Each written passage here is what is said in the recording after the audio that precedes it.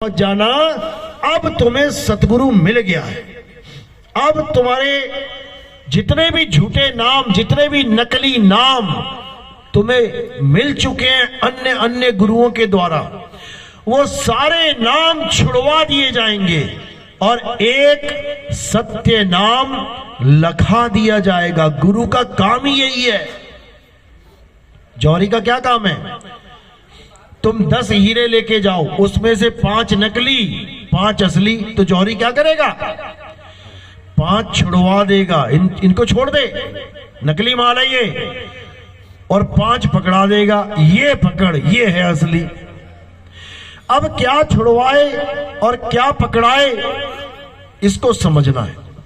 तो वाणी क्या कहती है?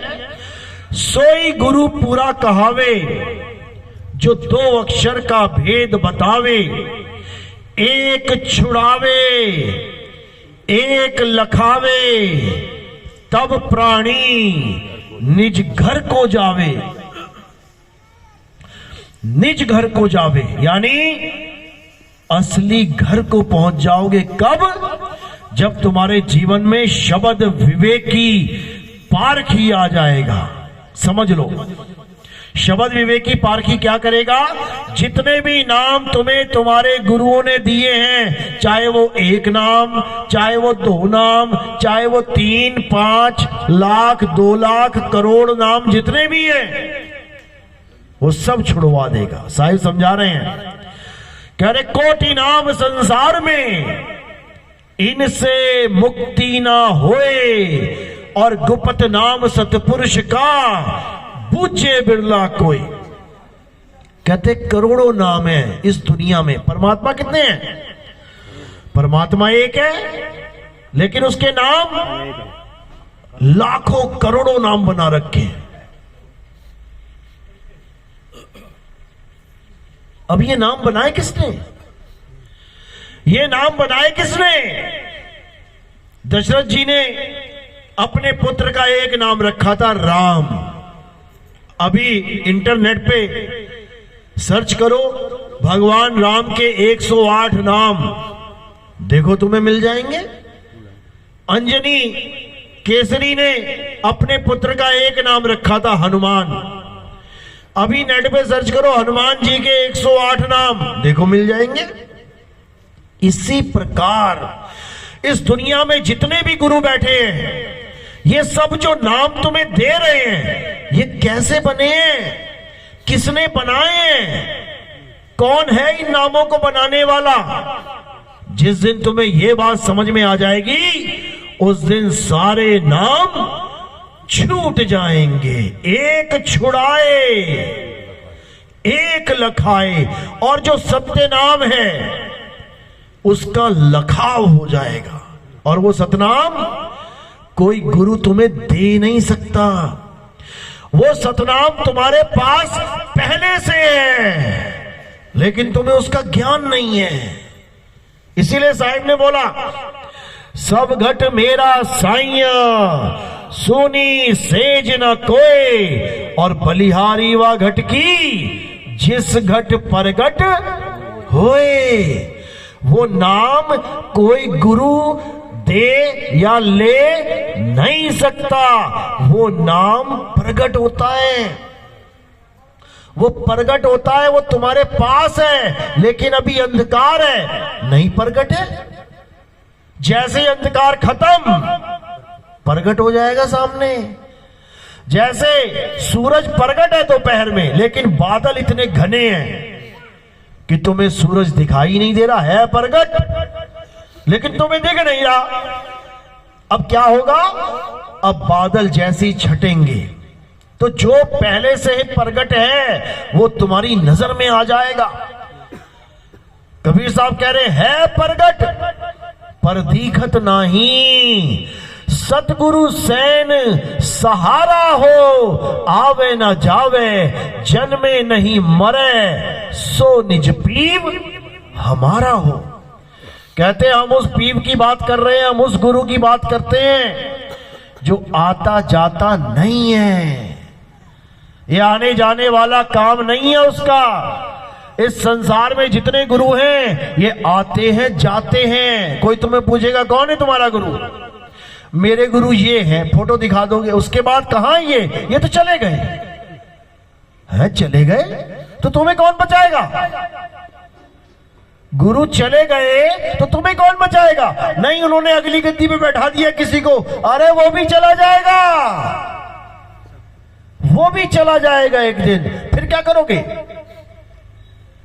उसको जानो जो आता जाता नहीं है, जिसको अचल बोला गया है, अचल, जो सदा स्थिर है। गरीबदास जी कहते हैं सतगुरु के लक्षण कहूं अचल विहंगम चाल, हम अमरापुर ले गए और ज्ञान सबद सिरघाल। कहते मुझे ऐसा गुरु मिल गया जिसने मेरा पीछा उन गुरुओं से छुड़ा दिया जो आते और जाते हैं। अब मुझे अचल गुरु मिल गया है, अचल, वो आता जाता नहीं है, वो जन्मता मरता नहीं है। अब मेरा कल्याण निश्चित है। यही कबीर साहब समझा रहे हैं कि वो अचल गुरु कैसे मिलेगा, वो शब्द गुरु कैसे मिलेगा, जब तुम्हें विहंगम चाल वाला गुरु मिल जाएगा। विहंगम चाल का मतलब समझ लो पहले तो अच्छी तरह समझ आएगा। विहंगम चाल का मतलब होता है पक्षी की तरह सीधे डायरेक्ट उड़ जाना और अपने धाम पहुंच जाना, इसको विहंगम चाल का। विहंग का मतलब होता है पक्षी। यानी अब मुझे ऐसा गुरु मिला है जो मुझे सीधे उस शब्द गुरु तक पहुंचा दे, बीच में कोई रुकावट ना हो। रुकावट क्या है? परमात्मा तक पहुंचने में, इसको समझ लो। सबसे बड़ी रुकावटें क्या है? ये हमारी काया के अंदर जो चक्र हैं, मूल चक्र, स्वाद चक्र, नाभि चक्र, हृदय चक्र, कंठ चक्र, आज्ञा चक्र, ये सब रुकावटें हैं। जब सद्गुरु मिलेगा तो इन चक्रों में तुम्हें जाना ही नहीं पड़ेगा, बायपास। जैसे तुम्हें किसी शहर में जाना ही नहीं है तो सरकार ने क्या बना दिया है? बायपास। तुम शहर में जाओगे ही नहीं। इसी प्रकार कबीर साहब कह रहे हैं कि जब तुम्हें विहंगम चाल मिल जाएगी तो तुम इस शहर को बायपास कर दोगे। कौन सा शहर है वो पता है? वो कौन सी नगरी है जिसको बायपास करना है? ये काया रूपी नगरी है, ये काया रूपी काल नगरी है। अगर किसी गुरु ने तुम्हें इस काया के अंदर घुसा दिया तो बेटा जन्म बर्बाद हो जाएगा।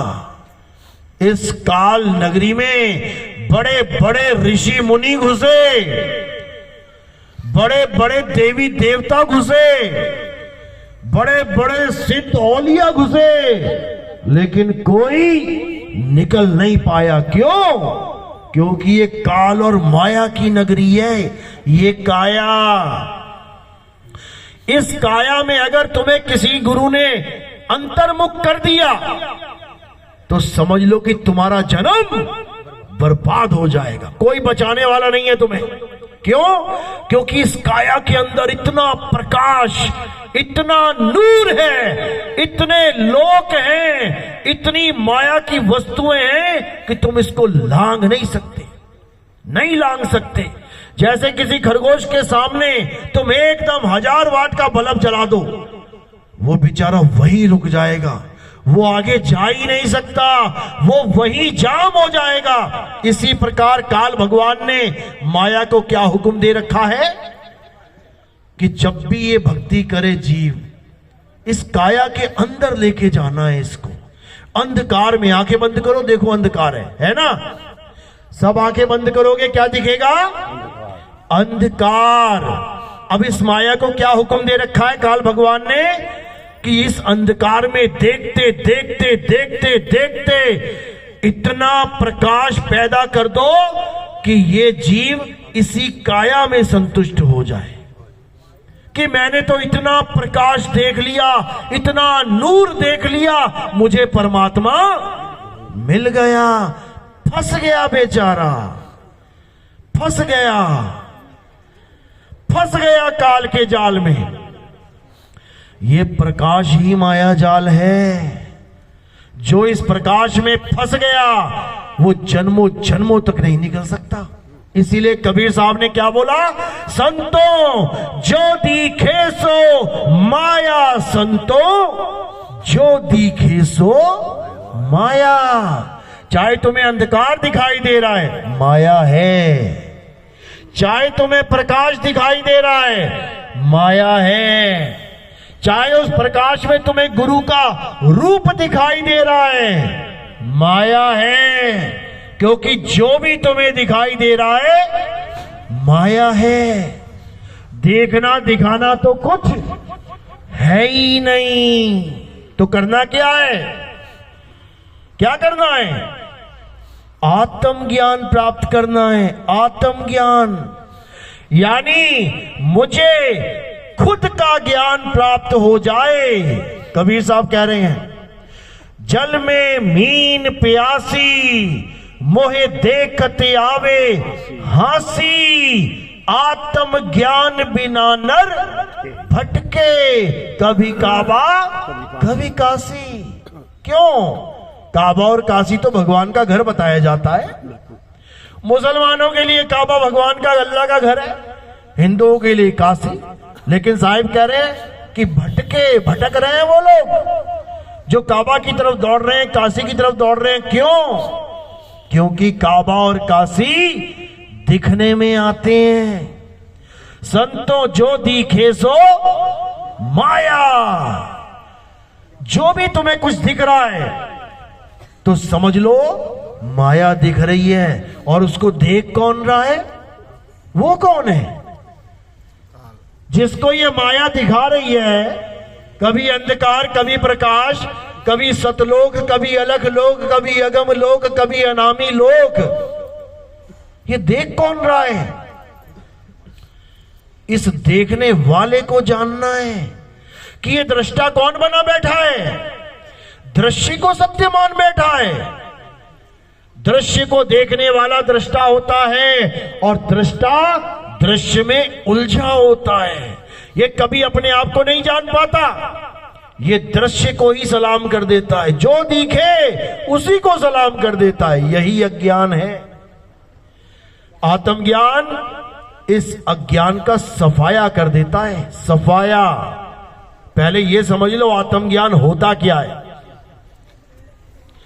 कोई भी मंत्र जपना, कोई भी श्वासों का अजपा जाप करना, किसी भी प्रकाश को, किसी भी नूर को, किसी भी सतलोक, अलखलोक, अगमलोक को देखना आत्मज्ञान नहीं है। आत्मज्ञान का मतलब कभी दूसरे को देखना, दूसरे को जानना होता ही नहीं है। आत्मज्ञान का क्या मतलब होता है? खुद को जानना।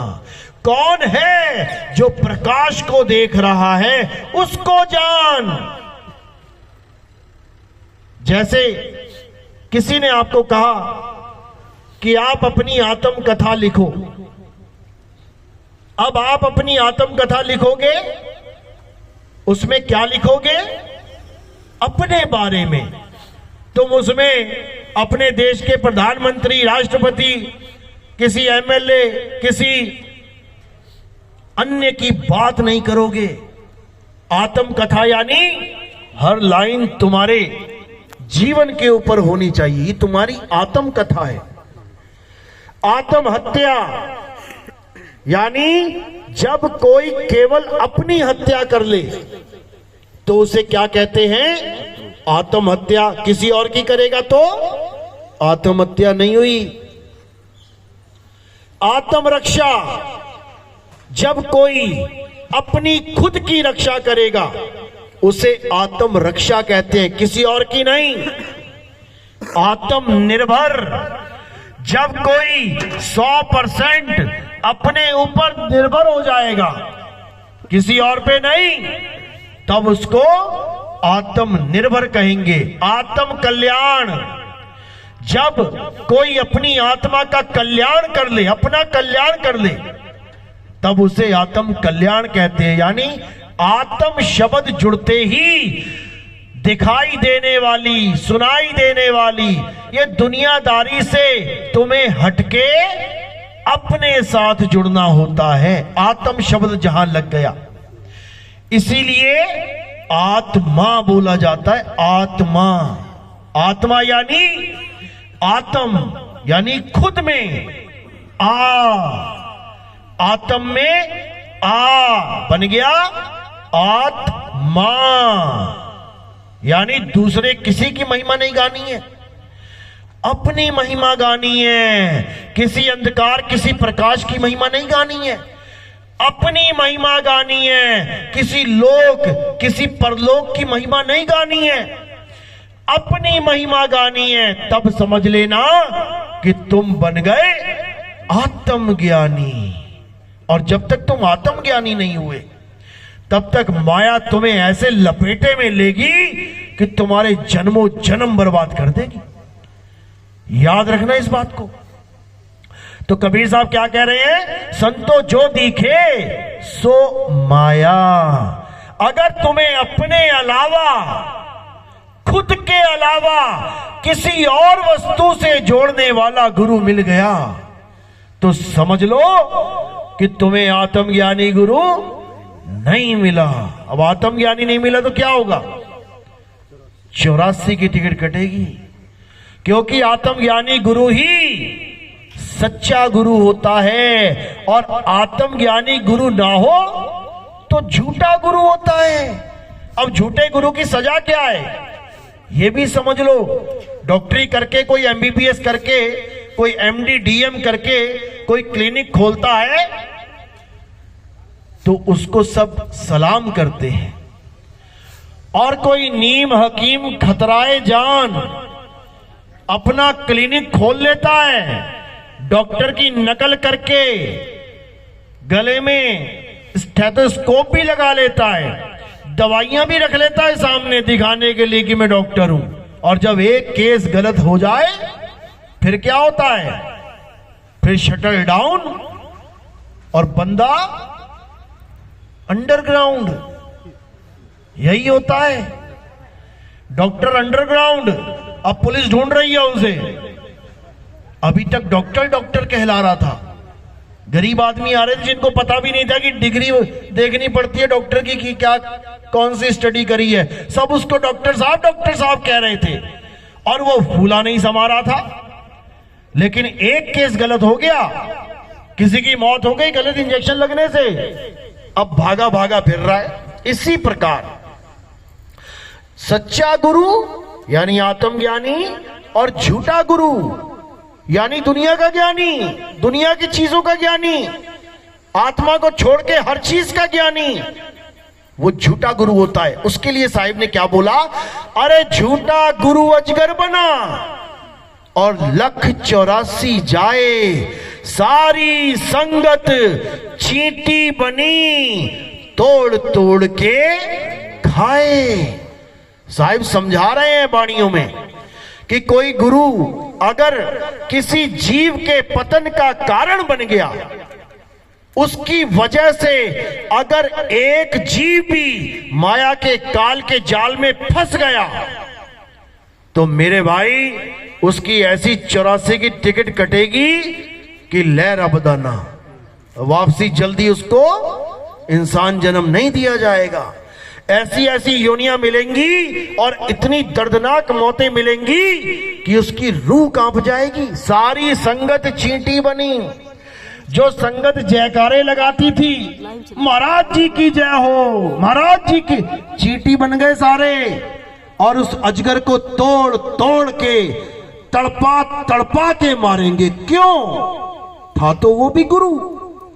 क्यों मारेंगे? क्योंकि उस गुरु ने उसका अनमोल इंसानी जन्म बर्बाद कर दिया। कोई और जन्म बर्बाद करता ना तब चल जाता, कोई बात नहीं, 84 लाख है कोई बात नहीं, लेकिन इंसान जन्म के साथ खिलवाड़। जो 84 लाख योनियों के बाद केवल एक बार मिलेगा, उसके साथ इतना बड़ा खिलवाड़, ये माफी के काबिल नहीं है मेरे भाई। और परमात्मा के दरबार में तो बिल्कुल नहीं है, बिल्कुल भी नहीं। इसीलिए कबीर साहब ने बहुत अच्छे से समझाया, अरे पानी पियो छान के और गुरु करो जान के। ये उस समय बोला था साहिब ने, जब लोग पानी तालाब से कुएं से लेके आते थे तो पानी में छोटे छोटे छोटे जीव भी आ जाते थे। तो साहिब ने कहा छलनी लगाओ, वहां पे कपड़े से छान के लेके आओ, पानी पियो छान के और गुरु करो जान के। अब क्या वाणी बोल रही है? अब बिल्कुल उलट हो चुका है। क्यों?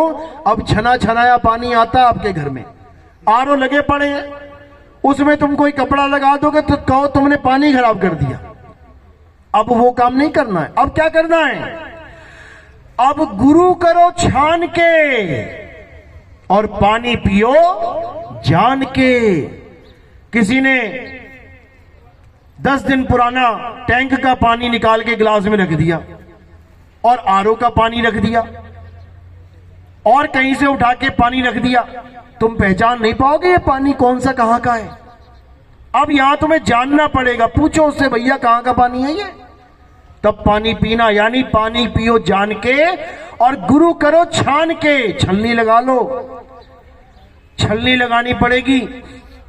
छलनी कैसे लगानी है? यानी असार असार तो उड़ जाए और सार सार ग्रहण कर लो। तो साहिब समझा रहे हैं, सतगुरु ऐसा चाहिए जैसा सूप सुहाए और सार सार तो गही रहे, थोथा दे उड़ाए। अब सार सार तो गही रहे बोल तो दिया हमने, और थोथा दे उड़ाए ये भी बोल दिया हमने। लेकिन क्या हमें पता है कि सार कहते किसे हैं और थोथा कहते किसे हैं? सार होता क्या है, थोथा है क्या, ग्रहण किसे करना है और उड़ाना किसे है? जब ये सवाल हम गुरुओं से करते हैं तो जवाब नहीं आता उनको कि किसको थोथा कहूं, किसको सार कहूं। अब कबीर साहब क्या कह रहे हैं? साहिब समझा रहे हैं, सत्य नाम है सार, बूझो संत विवेक करी, उतरो भवजल पार, सतगुरु का उपदेश यही। कबीर साहब कह रहे हैं कि इस दुनिया में एक ही सार है और वो क्या है? सत्य नाम है सार। सत्य नाम ही सार है, लेकिन ये सतनाम है क्या? जब तक ये नहीं जानोगे तब तक कुछ होने वाला नहीं है। तो क्या है सतनाम, क्या है असतनाम, यानी क्या है सच्चा नाम, क्या है झूठा नाम, इसको जान लो। झूठा नाम क्या होता है? जितने भी नाम इंसानों के द्वारा बनाए गए हैं वो सब झूठे नाम हैं। कौन से नाम बनाए गए हैं? हिंदी के, पंजाबी के, उर्दू के, फारसी के, स्पेनिश, जापानीज, पुर्तगीज, जितने मर्जी देख लो। हर देश के आदमी ने अपनी अपनी भाषा में हजारों नाम बना रखे हैं, भगवानों के भी नाम बना रखे हैं। तो जो इंसानों ने बनाए हैं वो नकली नाम है, असत्य नाम है, असत्य नाम। अब अगर हम उस असत्य नाम को जपेंगे तो हमें असत्य ही प्राप्त होगा। याद रखो, हम असत्य नाम को, यानी हिंदी भाषा का, पंजाबी भाषा का, उर्दू भाषा का, अंग्रेजी का, किसी भी भाषा का नाम जपेंगे तो वो असत्य नाम है। क्यों? इंसानों ने बनाए। कैसे बनाए ये भी समझ लो। एक समय ऐसा था जब आदि मानव थे। आदि मानव पता है ना? हाथ खड़ा करो जरा जिसे पता है आदि मानव। 5वीं 6वीं में पढ़े हैं ना? सबने पढ़ा होगा आदि मानव। यानी ये इंसान जब जानवरों की तरह रहता था तब उसे आदि मानव कहते थे। अब कई लोग कहते हैं अरे आदि मानव कुछ नहीं होता है, इंसान ऐसे ही था जैसा आज है। अच्छा, अफ्रीका में चले जाओ, अफ्रीका के जंगल में देखो, तुम्हें आज भी आदि मानव मिल जाएंगे। नंगे धड़ंगे, कोई कपड़ा नहीं होगा बदन पे, हाथ में तीर कमान भाला डंडा, कोई दुनियादारी से मतलब नहीं, क्या पैंट क्या कमीज क्या अंग्रेजी क्या फारसी क्या मोबाइल क्या कैमरा, अभी भी वो इस सारी दुनिया से अलग हैं। यानी उन्होंने अपने आप को अपडेटेड नहीं किया। जैसे अभी भी तुम देखोगे कितने लोगों के पास वो छोटा वाला मोबाइल है, बटन वाला, two two two two two two लग जाएगा फोन। अब आज के जमाने में सबके हाथों में एंड्रॉइड मोबाइल है, आईफोन है, लेकिन वो बाबा जी अभी भी छोटा वाला मोबाइल लेके घूम रहे हैं। इसका मतलब वो बाबा अपडेटेड नहीं हुआ, समझ लो। तो अभी आदि मानव को देखना है तो कहां चले जाओ, अफ्रीका में चले जाओ, जंगल में तुम्हें बढ़िया बढ़िया आदि मानव मिल जाएंगे, कहो तुम्हें पका के खा जाए। ऐसे भी हैं जो नरभक्षी आदि मानव है, उन टापुओं पे जाना सरकार ने बैन कर रखा है, जो चला गया वो वापस नहीं आता, आज भी है। तो जब वो समा हर तरफ था, यानी अमेरिका में, इंग्लैंड में, जर्मनी में, फ्रांस में, भारत में, श्रीलंका में, इंसान तो हर जगह थे। जैसे कुत्ते हर जगह हैं, चिड़िया हर जगह है, शेर चीते खरगोश हर देश में है, घूम रहे हैं। इसी प्रकार आदि मानव भी हर देश में था। वो आदि मानव नंगा घूमता था, ना उसके पास कोई कपड़े, ना कोई मकान दुकान, रहने का कोई ठिकाना नहीं, ना ही उसके पास आग थी। किसी आदि मानव के पास आग नहीं थी। कहां से लाया आग? आसमान से। कहां से लाया? पत्थर से पत्थर टकरा के। जब पत्थर से पत्थर टकराया तो उसमें से चिंगारी निकली। जब चिंगारी निकली तो उसने क्या बोला? आग मिल गई, आग मिल गई। क्या बोला? कुछ नहीं बोला, क्योंकि उसने अभी किसी का नाम रखा ही नहीं है। उसने कोई अक्षरों की खोज की ही नहीं है। हिंदुस्तानी आदि मानव ने आग को देखा तो उसने आग को इस्तेमाल करना सीख लिया, लेकिन वो जान नहीं पाया कि इसको मैं आग बोलूं। अंग्रेजी आदि मानव ने आग की खोज करी तो उसको ये नहीं पता था कि इसको मैं फायर बोलूंगा आगे जाके। धीरे धीरे धीरे धीरे दिमाग अपडेटेड होता गया, ये बुद्धि विकसित होती गई। तब उसने क्या किया? उसने चक्के की खोज करी, गोल पहिए की। उसने हथियारों की खोज करी। फिर उसने क्या किया? अक्षरों की खोज करी। हमारे भारत देश में जिन आदि मानवों ने अक्षर बनाए, अक्षरों की खोज करी। कैसे होती है अक्षरों की खोज? तुम्हारे मुंह से निकलने वाली कोई भी आवाज जिसको तुम लिपिबद्ध कर दो उसको अक्षरों की खोज कहते हैं। खोजने का मतलब होता है कि ढूंढो क्या क्या है यहां पे। जैसे तुम जमीन खोदो, खोज करो क्या क्या है नीचे।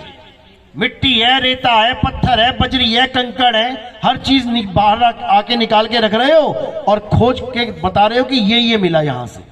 इसी प्रकार अक्षरों की खोज कहां से हुई? इस मुंह में से। ये सारे अक्षर कहां से निकलते हैं? इस मुंह में से।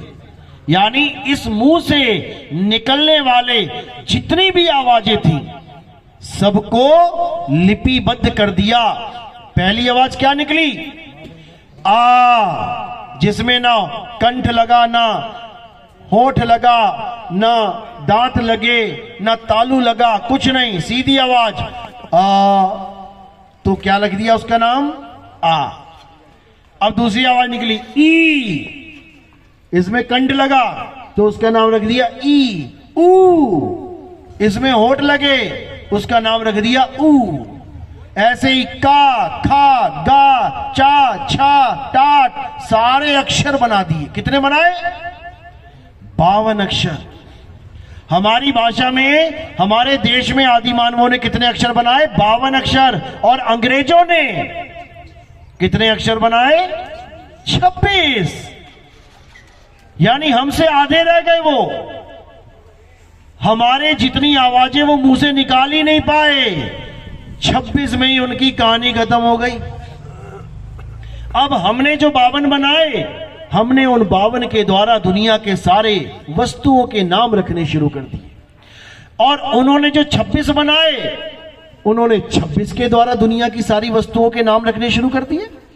हमने रखा पानी, उन्होंने रखा वाटर। हमने रखा धरती, उन्होंने रखा अर्थ। हमने रखा आसमान, उन्होंने रखा स्काई। हमने रखा पेड़, उन्होंने रखा ट्री। हमने रखा पौधे, उन्होंने रखा प्लांट। इसी प्रकार हमने अलग अलग नाम रख दिए, उन्होंने अपने अक्षरों के अलग अलग नाम रख दिए। इतनी बात भी समझ में आती है कि अच्छा हुआ, धन्यवाद इन 52 अक्षरों का, जिसने हमारा जीवन आसान कर दिया, आसान कर दिया। लेकिन उसके बाद क्या हुआ? उसके बाद इन्हीं 52 अक्षरों के द्वारा अल्लाह का, भगवान का, गॉड का, राम का, परमेश्वर का, परमात्मा का नाम रख दिया गया। इतने नाम बनाए गए, इतने नाम बनाए गए भगवान अल्लाह वाहिगुरु गॉड के, कि झड़ी लग गई नामों की। अब क्या हुआ? अब सब उन नामों को पकड़ के झगड़ा करने लगे। मेरा अल्लाह बड़ा, तेरा राम छोटा। मेरा वाहिगुरु बड़ा, तेरा गॉड छोटा। अब इन अक्षरों के द्वारा सारे झगड़े मचने लगे। लोग इन अक्षरों को जप जप के ये सोचने लगे कि हमारी मुक्ति हो जाएगी। किसने बनाए अक्षर? इंसान ने बनाए।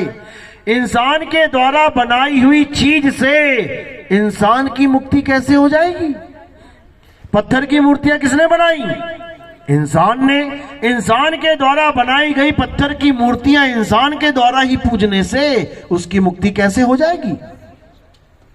समझ लो, इंसान के द्वारा बनाई गई कोई भी वस्तु कृत्रिम है, नकली है। इसीलिए गुरु ग्रंथ साहब में वाणी आती है, कृत्रिम नाम कथे तेरे जीवा और सत्य नाम तेरा परा पुरवला। कि हे परमात्मा, तेरे जितने भी कृत्रिम यानी नकली नाम हैं, वो सब इन मुख के द्वारा, होठ के द्वारा, कंठ के द्वारा, जीभ के द्वारा बोले जाते हैं। इनसे किसी का कल्याण नहीं हो सकता। तो कल्याण किससे होगा? सत्य नाम तेरा परा पुरबला, कि एक सत्य नाम ही है जो तेरा पुरबला यानी शुरू से ही है, उसी से काम बनेगा। ये हिंदी के नाम जपने से, ये पंजाबी के नाम जपने से, ये उर्दू फारसी के नाम जपने से किसी का कल्याण नहीं होगा। लेकिन जब तुम नाम जपोगे तब क्या होगा? कुछ तो होना चाहिए। पानी पीने से गला गीला होगा, लेकिन मुझे ऐसा गुरु मिल गया जिसने पानी पानी पानी पानी जपवा डाला। मैं जप रहा हूं, पानी पानी पानी पानी पानी पानी। क्या होगा? क्या होगा? दुनियावी ज्ञान में कुछ नहीं होगा, बल्कि और गला सूख जाएगा, प्यासे ही मर जाओगे पानी पानी जपते हुए। लेकिन इस मन माया की नगरी में यह मन इतना शैतान है, इसने इतना बड़ा जाल बुन दिया है। कौन सा जाल? इन मंत्रों का जाल। ये क्या करवाता है? ये भगवानों के नाम जपवाता है। जपते जपते जपते जपते जपते, वैसे तो परमात्मा नहीं मिलने वाला, लेकिन ये अड़ंगा डाल देता है बीच में। क्या? ये माया को लाके खड़ा कर देता है बीच में। तो माया क्या करती है? तुम कोई भी नाम जपोगे गुरु के द्वारा दिया गया, माया क्या करेगी? प्रकाश ही प्रकाश कर देगी, अनंत प्रकाश कर देगी, ऐसी चांदनी ले आएगी, ऐसा चमकारा मारेगी कि तुम कहोगे मिल गया परमात्मा। बस यही है काल का जाल। जो इस काल के जाल को लांघ जाएगा वो इस जन्म मरण से मुक्त हो जाएगा। समझ लो। अब ये जो मंत्र जाप है इसको क्या कहते हैं? इसको जप कहते हैं, जप। तो जप करवाने वाला गुरु क्या कहलाता है? जपी। तप कराने वाला गुरु क्या कहलाता है? तपी। घर बार छुड़वा के जंगल में भेज देने वाला गुरु क्या कहलाता है? सन्यासी। तो कबीर साहब कह रहे हैं अगर तुम्हारे जीवन में जपी, तपी और सन्यासी आ गया तो तुम्हारा जीवन बर्बाद हो जाएगा। इसीलिए साहिब ने वाणी बोली है, अरे मोको कहां ढूंढे रे बंदे, मैं तो तेरे पास में, ना मंदिर में, ना मस्जिद में, ना काबे कैलाश में, ना मैं जप में। काट दिया ना जप। ये जितने भी बाबा लोग दुनिया में नाम जपवा रहे हैं, एक ही लाइन में सबका ज्ञान खत्म कर दिया साहिब ने। ना मैं जप में, ना मैं तप में, ना एकांत निवास में। ये जपी तपी सन्यासी का खेल खत्म। खोजी होए तुरंत मिल जाऊं, एक पल की तलाश में, और कहे कबीर सुनो भाई साधो मैं तो हूं विश्वास में। लेकिन जप पे विश्वास मत कर बैठना कि मेरे गुरुजी ने मुझे नाम जपने के लिए दिया है, मैं दिन में 2 घंटा 2.5 घंटा जपता हूं, मेरा कल्याण हो जाएगा। कल्याण नहीं हो जाएगा, बेड़ा गर्क हो जाएगा। नाम है जप में। अब कोई कहे मेरे गुरुजी ने मुझे तपस्या बताई है, आंख बंद करके त्रिकुटी पे ध्यान लगाऊंगा और खूब तप करूंगा, मेरा कल्याण हो जाएगा। कल्याण नहीं हो जाएगा, बेड़ा गर्क हो जाएगा। तपो राज राजो नरकम। तपस्या करने वालों को राज मिल जाएगा और राजपाट करके नरक को चले जाएंगे। इसलिए जपी तपी सन्यासी को दूर से नमस्कार करके अपनी गली निकल लेना मेरे भाई, नहीं तो दिक्कत हो जाएगी। तो साहिब ने कोई कमी नहीं छोड़ी, क्योंकि ये सब 52 अक्षर लेके बैठे हुए हैं। ये कोई ना कोई नाम तुम्हें देंगे 52 अक्षरी, और उसके बाद मन माया का खेल शुरू हो जाएगा। तुम्हें कभी लाल प्रकाश दिखाएगा ये मन, कभी पीला दिखाएगा, कभी तुम्हें अंधकार दिखाएगा, कभी तुम्हें प्रकाश दिखाएगा, और तुम इसी देखने दिखाने में सारी उम्र गवा दोगे। कभी तुम्हें गुरु का रूप दिखाएगा, अरे गुरु जी आ गए। मन है, शातिर है, छलिया है। गुरु कभी देह होता ही नहीं है। गुरु कौन है? शब्द गुरु, सुरत धुन चेला। शब्द गुरु है और सुरत चेला है। किसकी चेला है? उस धुन की चेला है। वो शब्द धुन है गुरु और चेला है सुरता। लेकिन चेला कहां फंस गया? 52 अक्षरों में फंस गया। अब कबीर साहब 52 अक्षरों से बचा रहे हैं। क्या कह रहे हैं? अरे 52 अक्षर जोरे आन, सकिया ना अक्षर एक पहचान। सत्य का शब्द कबीरा कहे, और पंडित होए सो अनुभव रहे। पंडित जन को एवं व्यवहार, और ज्ञानवंत को तत्व विचार। जाके जीव जैसी बुद्धि होई, और कहे कबीर जानेगा सोई। साहिब कह रहे 52 अक्षर जोरे आन।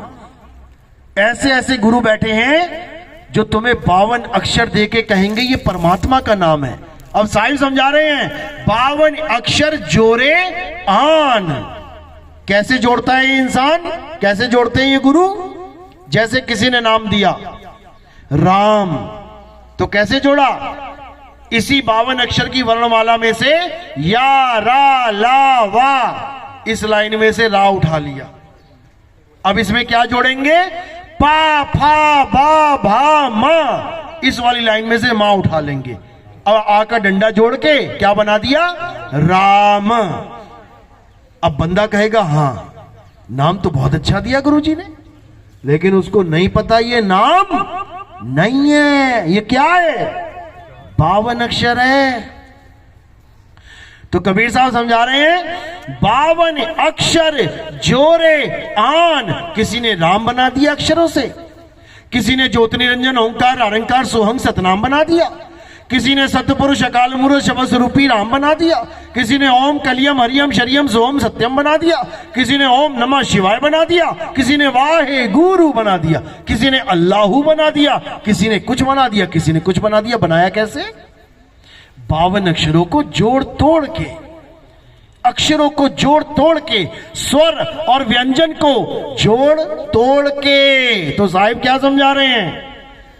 अरे स्वर व्यंजन का मेल नहीं है और 52 का वो खेल नहीं है। ये स्वर व्यंजन की कहानी नहीं है कि गुरुजी से नाम लेके बैठे हो अक्षरों वाला और सोच रहे हो मेरी मुक्ति हो जाएगी। 84 की तैयारी करो, 84 में जाने की तैयारी करो। 84 से कैसे बचेंगे?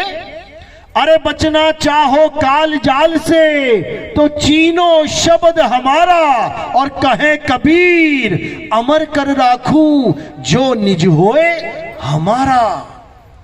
कहते हैं अगर काल जाल से बचना है तो इसकी झीनी माया को समझ लो। क्या है झीनी माया? ये सारे अक्षर झीनी माया है, दिखती नहीं है। देखो मेरी आवाज तुम्हारे कानों तक पहुंच रही है ना, लेकिन दिख रही है क्या?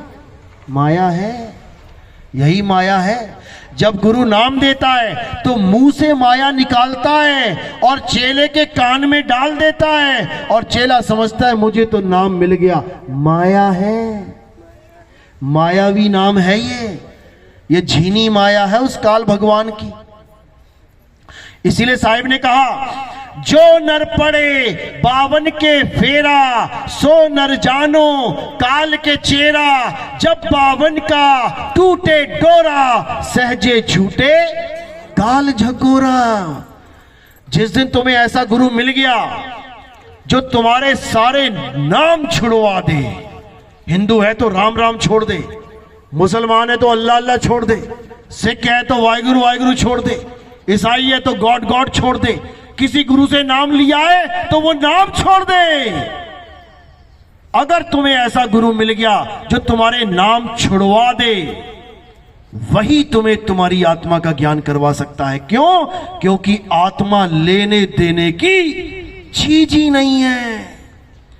आत्मा तुम्हारे पास है लेकिन आत्मा का ज्ञान नहीं है। किडनी तुम्हारे पास है, सबके पास है, कोई बिना किडनी के तो नहीं बैठा है, लेकिन उसका ज्ञान नहीं है।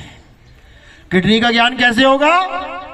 जब किसी डॉक्टर के पास जाके पढ़ाई पढ़ोगे ना, तो तुम्हें किडनी के बारे में बताएगा वो कैसे काम करती है।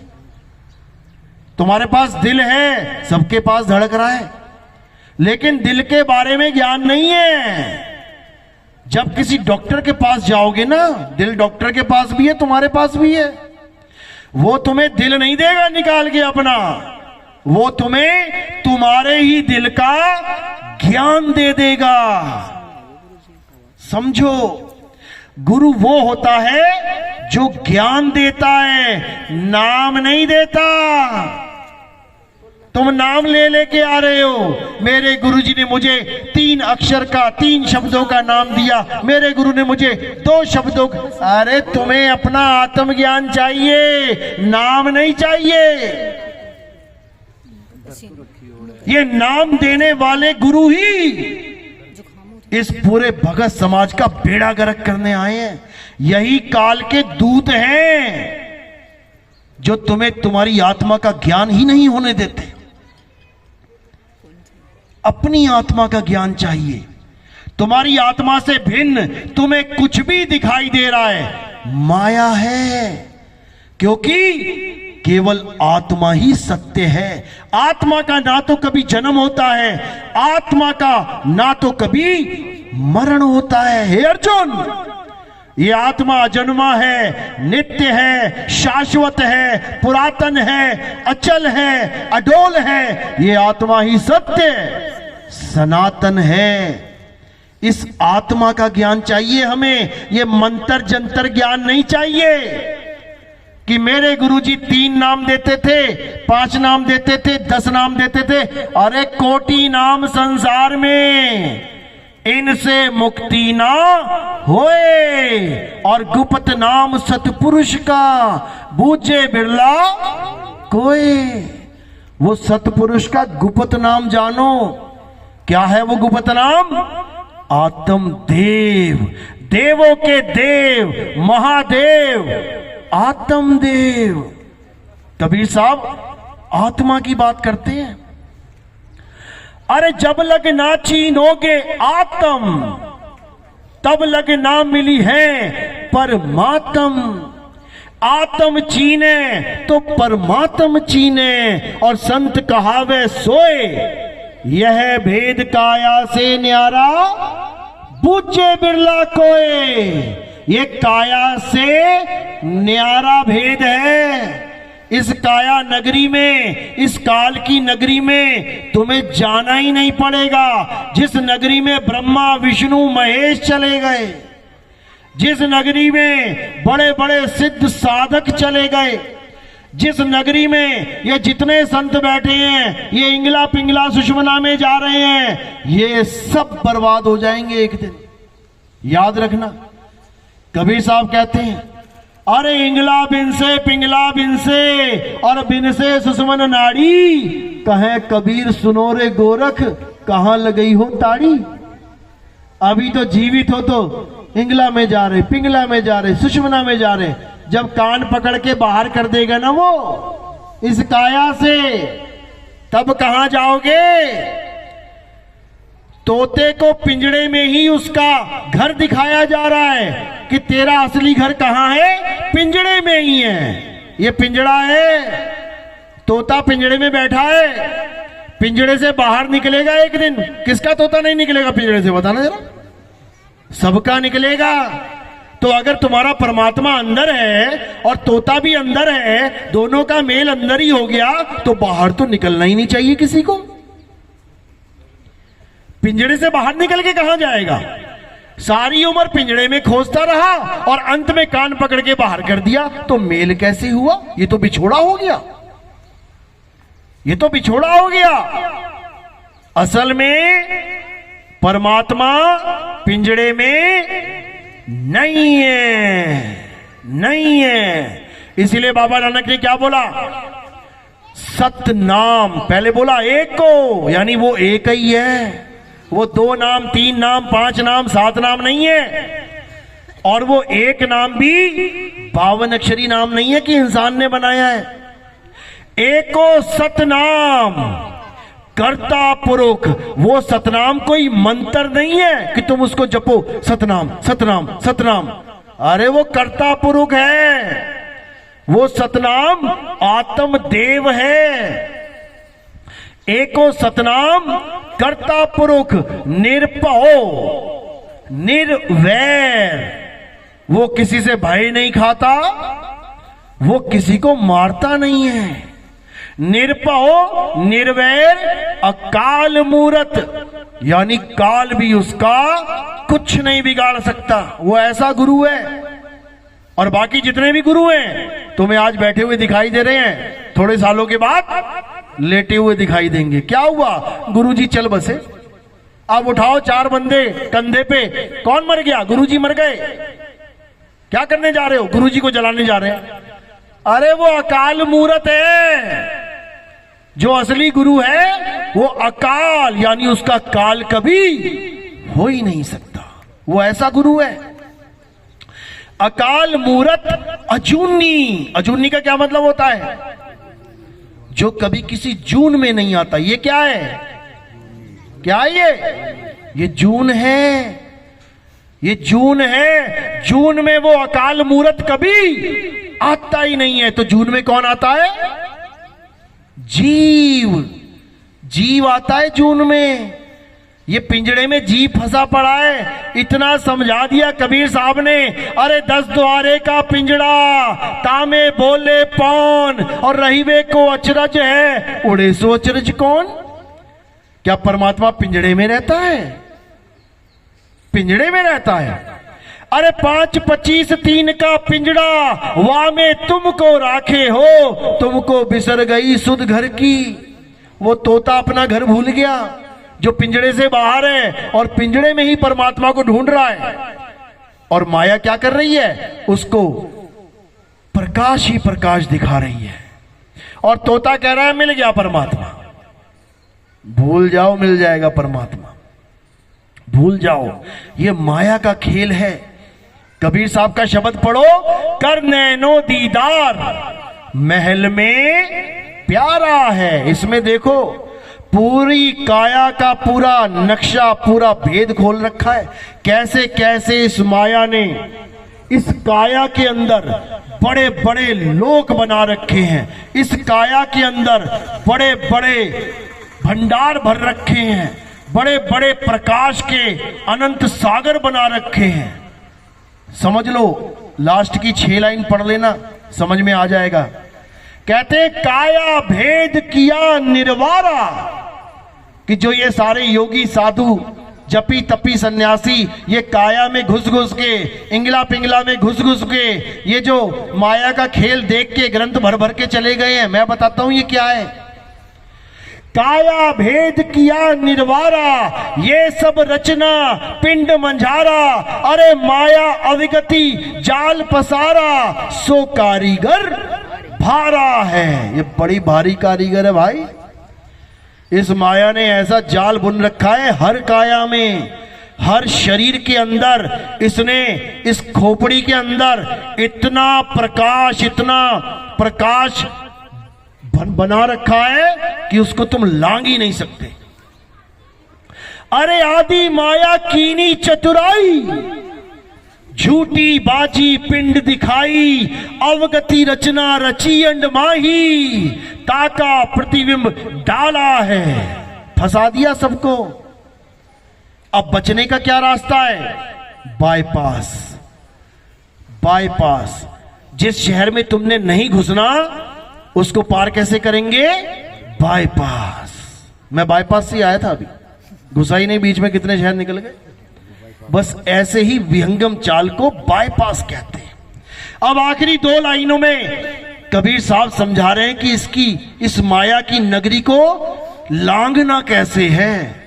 इंगला पिंगला में घुस के नहीं लांघ पाओगे। बड़े बड़े आए, बड़े बड़े रह गए धुरंधर। समझ लेना। अब लांघना कैसे है?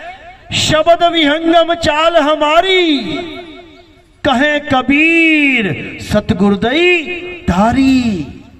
खुले कपाट शब्द झनकारी, पिंड अंड के पार, यानी इस काया के पार, सो देश हमारा है। कर नैनो दीदार महल में प्यारा है। ये समझा रहे हैं साहिब। यानी इस काया के अंदर घुसने की गलती कभी मत करना, मत कर देना। क्योंकि जो पिंडे सो ब्रह्मंडे, जिन खोजा तिन पाया। यानी अगर तुम्हें ब्रह्मांड में मुक्ति नहीं मिल रही है, बाहर भटक के मुक्ति नहीं मिल रही है, तो पिंड के अंदर घुस के भी मुक्ति नहीं मिलेगी। यही है पिंडा। पिंडदान करने जाते हो ना, यही है पिंड। ओ यार इससे मेरा पिंड छुड़ा, कहते हैं ना मेरा पिंड छुड़ा यार इससे। ये पिंड है, ये माया का सबसे अद्भुत खेल है। इसमें ब्रह्मा विष्णु महेश नहीं निकल पाए अंदर जाके। यहां पे देखा ना, बोले शंकर के क्या है यहां पे? अनंत प्रकाश है। तीसरी आंख खुल गई उनकी, तो क्या पार हो गए? तुम्हारी भी खुल जाएगी, प्रकाश ही प्रकाश देख लोगे तो पार हो जाओगे। अरे जब वो पार नहीं हो पाए तो तुम कैसे हो जाओगे? कोई नहीं हो सकता। जिसका निशाना यहां है वो कभी पार नहीं हो सकता। इसीलिए कबीर साहब कह रहे हैं, निशाना कोई मारे संत सुजान। यहां पे जिसने निशाना लगा दिया वो बाजी हार गया। और जब शब्द पे निशाना लगाएगा जो काया से परे है, तब वो बाजी जीत जाएगा। और इस काया को सदा सदा के लिए छोड़ के शब्द में समा जाएगा।